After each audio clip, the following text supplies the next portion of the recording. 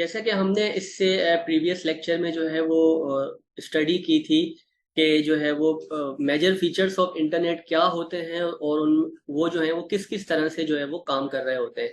तो आज के लेक्चर में जो है वो हम डिस्कस करेंगे कि वर्ल्ड वाइड वेब क्या होता है, उनके एड्रेसेस क्या होते हैं। मैं हूं हैदर अली, आपका कंप्यूटर इंस्ट्रक्टर वी ट्यूशन चैनल की तरफ से। वी ट्यूशन पाकिस्तान का पहला free of cost learning platform है, जहां पर आपको फ्री ऑफ कॉस्ट तमाम वीडियो लेक्चर्स मिलेंगे, क्विज़ेस मिलेंगे और कंप्लीट नोट्स भी जो है वो आप फ्री ऑफ कॉस्ट जो है वो डाउनलोड कर सकते हैं। चलते हैं हम अपने नेक्स्ट लेक्चर की तरफ।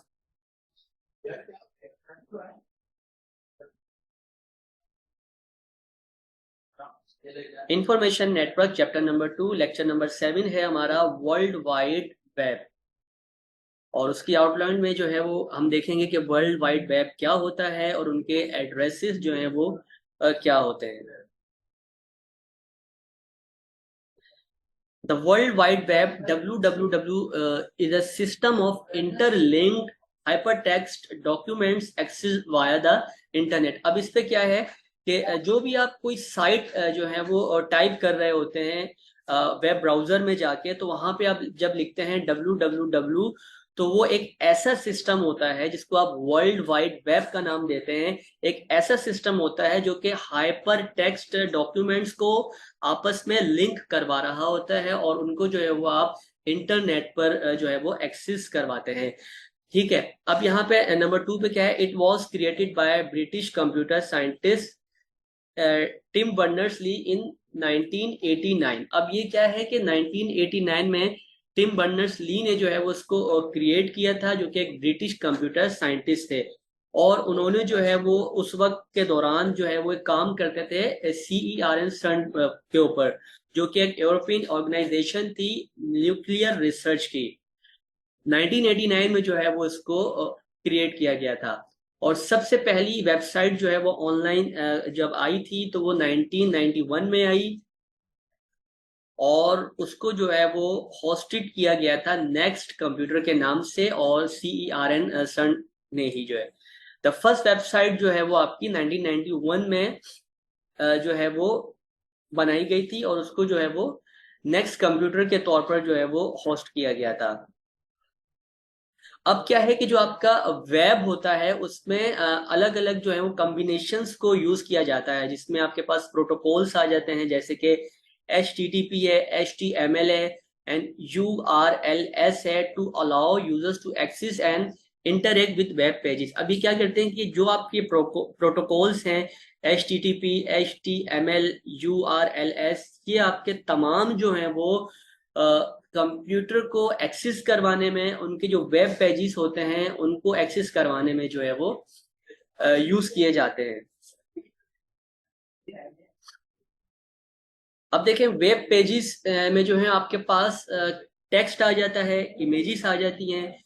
जो भी एक वेबसाइट होगी उसमें आपको टेक्स्ट मिलेगा, इमेजेस मिलेंगी, ऑडियो भी मिलेगी, वीडियो होगी, और या फिर जो other type of multimedia content होते हैं, जैसे कि PDF की फाइल्स हैं, डॉक्यूमेंट्स आपके पास आ जाते हैं वर्ड में, एक्सेल में। वो तमाम जो है वो आपको इन वेब पेजेस पर ही जो है वो मिलती हैं।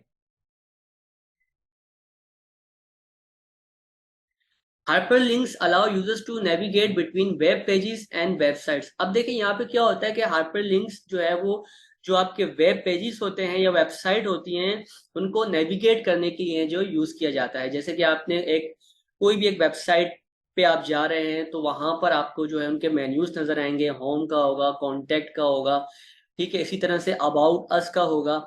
जैसे ही आप उस पर क्लिक करेंगे तो उसमें जो है आपको सब कैटेगरीज भी मिल जाती हैं।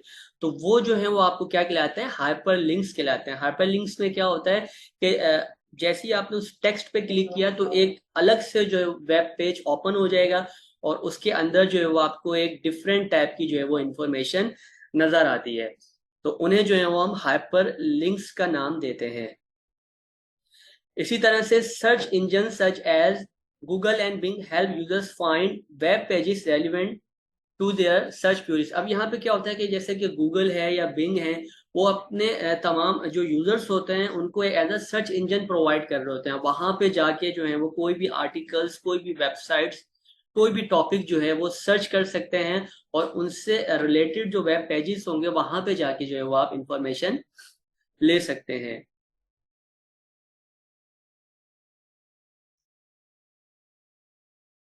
Addresses for world wide web pages are commonly refer to as URLs। अब ये क्या है कि जो आपके एड्रेस होते हैं वर्ल्ड वाइड वेब पेजेस पर, वो आम तौर पर जो है वो रेफर किए जाते हैं URLs के नाम से, जिसको आप कहते हैं uniform resource locators and they consist of several parts. अब देखें, एक वेबसाइट है, जैसे कि आप ब्राउजर पे जाएं और वहां पे आके आप टाइप करते हैं www.google.com, तो ये क्या कहलाएगा, उसका URL एड्रेस कहलाता है। इसी तरह से आप जब टाइप कर रहे हैं www.youtube.com, तो ये उसका जो है वो एक साइट का जो है वो URL एड्रेस कहलाएगा, यानी कि यूनिफॉर्म रिसोर्स लोकेटर। इसी तरह से www.facebook.com जो है वो भी क्या कहलाएगा, एक एड्रेस कहलाता है, एक स्पेसिफिक एड्रेस होता है जिसको आप जो है वो URL यूनिफॉर्म रिसोर्स लोकेटर्स का जो है वो नाम देते हैं।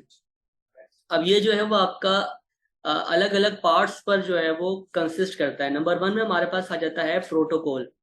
प्रोटोकॉल क्या है? This is the method use to access the web page such as HTTP और HTTPS। अब क्या है कि देखें, आप कोई भी वेब पेज ओपन कर रहे होते हैं तो वहां पर आपको जो है वो, जब वेबसाइट ओपन होती है तो वहां पे आपको नजर आ रहा होता है HTTP या HTTPS, ठीक है। उसके बाद स्लैश, फिर google.com, इस तरह से पूरा एड्रेस जो है वो उसका लिखा हुआ होता है। तो ये HTTP क्या होते हैं कि हाइपर टेक्स्ट ट्रांसफर प्रोटोकॉल, ठीक है। ये क्या करता है कि ये आपका जो है, जो भी आपके वेब पेजेस होते हैं उनको सर्वर्स से जो है वो कनेक्ट करता है, और सर्वर के पास से जो भी इंफॉर्मेशन होती है वो लाके आपके वेबसाइट पर जो है वो ओपन करवाने के लिए जो है वो हाइपर टेक्स्ट प्रोटोकॉल को जो है वो यूज किया जाता है, हाइपर टेक्स्ट ट्रांसफर प्रोटोकॉल। अच्छा, इसी तरह से आपके पास आ जाता है hyper text transfer protocol HTTPS। अब इन दोनों में फर्क क्या है? देखें, अगर एक वेबसाइट है जिसमें HTTP का सिंपल यूज किया गया है, तो वो वेबसाइट जो होगी वो सिक्योर नहीं होती, उनको जो है वो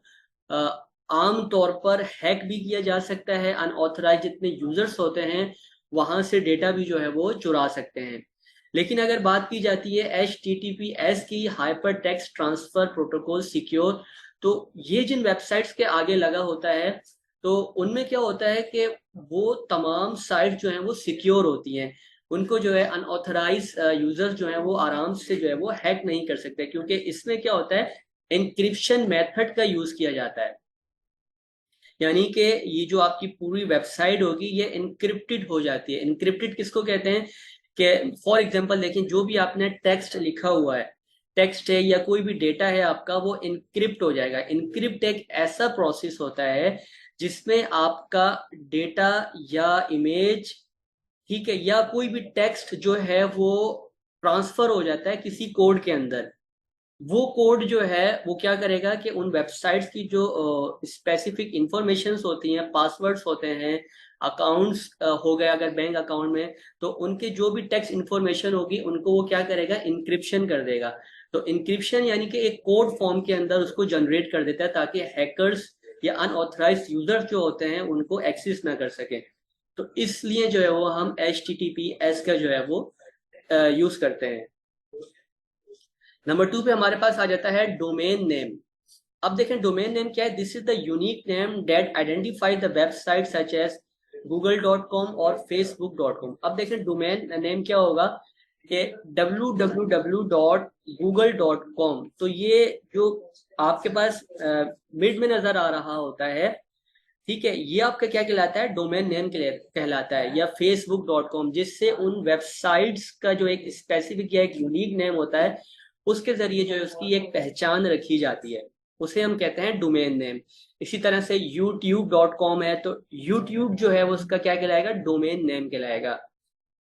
इसी तरह से gmail.com है, तो Gmail जो है वो उसका क्या कहलाएगा, डोमेन नेम कहलाएगा। और इसी तरह से अगर आपके पास और आ जाते हैं एग्जाम्पल्स, yahoo.com है, तो याहू उसका क्या है, डोमेन नेम है। तो ये जो आपके पास आता है, जो एक यूनिक नेम रखा जाता है किसी भी वेबसाइट का, वो उसका जो है वो डोमेन नेम कहलाता है। देन फिर हमारे पास आ जाता है सब डोमेन। सब डोमेन्स में क्या होगा, this is an optional prefix to the domain name that specifies a sub category और specific section of the website. For example देखें, अगर एक वेबसाइट है, उस वेबसाइट के अंदर जो है वो एक सब कैटेगरी बनी हुई है। फॉर एग्जाम्पल यहाँ पे news.google.com, तो ये न्यूज जो है यानी एक वेबसाइट के अंदर जो आप सब कैटेगरी के अंदर जा रहे हैं, वो उसका क्या कहलाएगा, सब डोमेन कहलाएगा। इसी तरह से support.facebook.com है, तो सपोर्ट जो है वो उसका सब डोमेन कहलाएगा। इसी तरह से en.wikipedia.org, तो अब ये org जो यहाँ पे en जो आ रहा है, ये क्या कहलाएगा, यानी विकीपीडिया के अंदर उसको हमने क्या किया है, उसके एक सब डोमेन में जाके जो है उस कैटेगरी को यूज कर रहे हैं, तो वो जो है वो हमारी सब डोमेन्स के अंदर आ जाती हैं।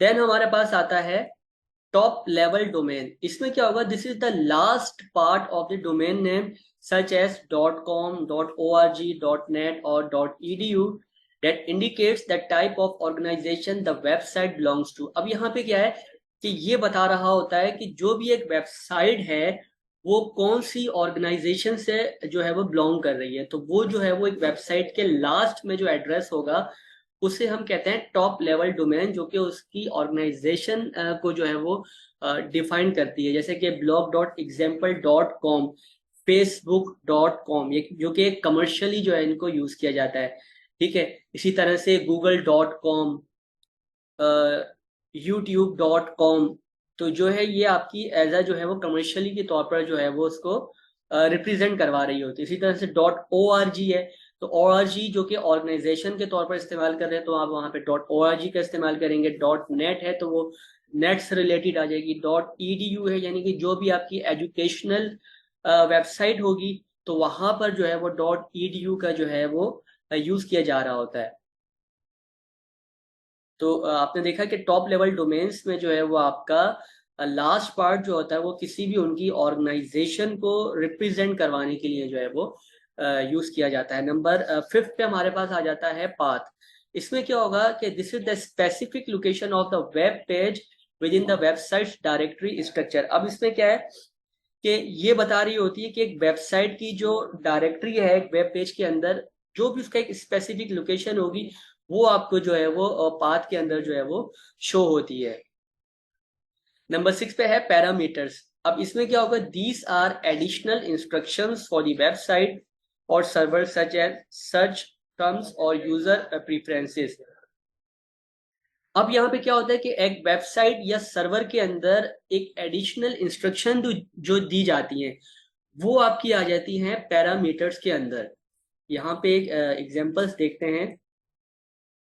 देखिए हमारे पास एक URL आ गया, जैसे मैंने बताया था कि यूनिफॉर्म रिसोर्स लोकेटर HTTPS। अब यहाँ पे क्या देखें, एस का यूज हो रहा है, यानी कि hyper text transfer protocol secure.